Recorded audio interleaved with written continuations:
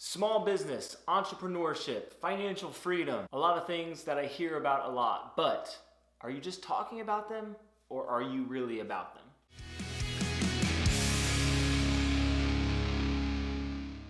Today I just want to share about not just talking about it, but being about it. We live in a special time right now where it is trendy and cool to be a business owner.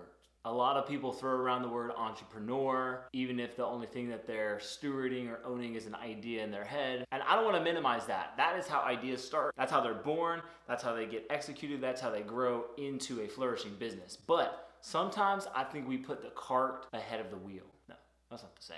Sometimes I think we put the cart before the horse. That's it.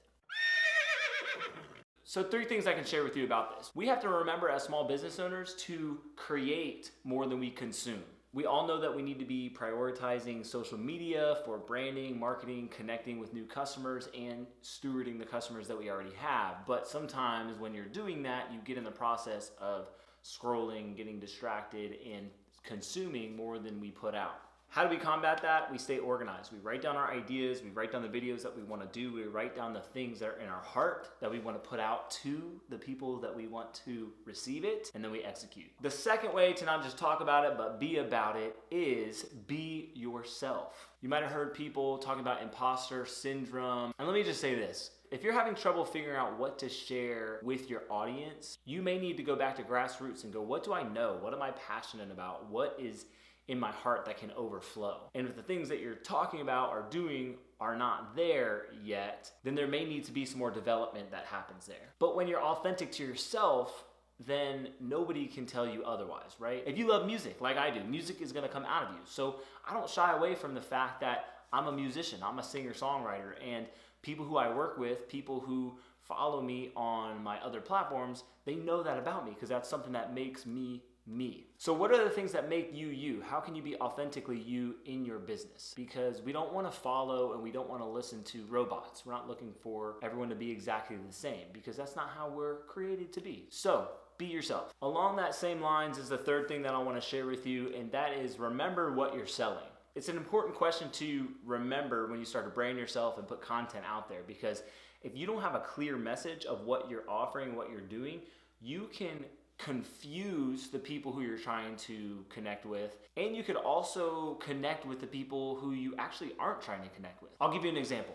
If I'm selling houses, something I do, and I get into this social media world and I start seeing coaches teaching me about best business practices, and I'm like, yeah, that's awesome, I'm gonna apply that to my business. And then I start getting distracted thinking, wow, I wanna be like that coach, sharing great tips, and I wanna succeed on social media.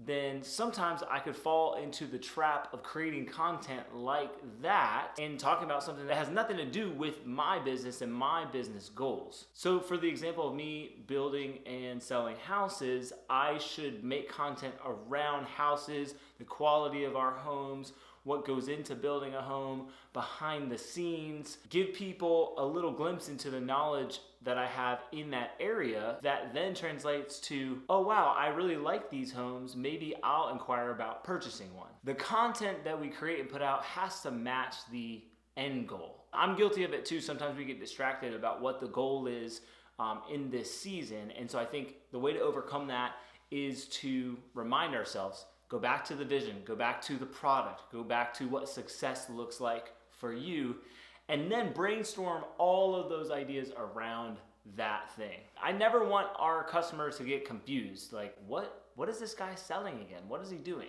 It should always be clear what you're delivering to the market. Thanks for letting me rant. I just wanted to get some of that off my chest and help others to do a little bit less talking, a little bit more action. And if you need any encouragement, that's why I'm here. I just want to celebrate and cheer on fellow like-minded small business owners. Whoever you are, thanks for being here.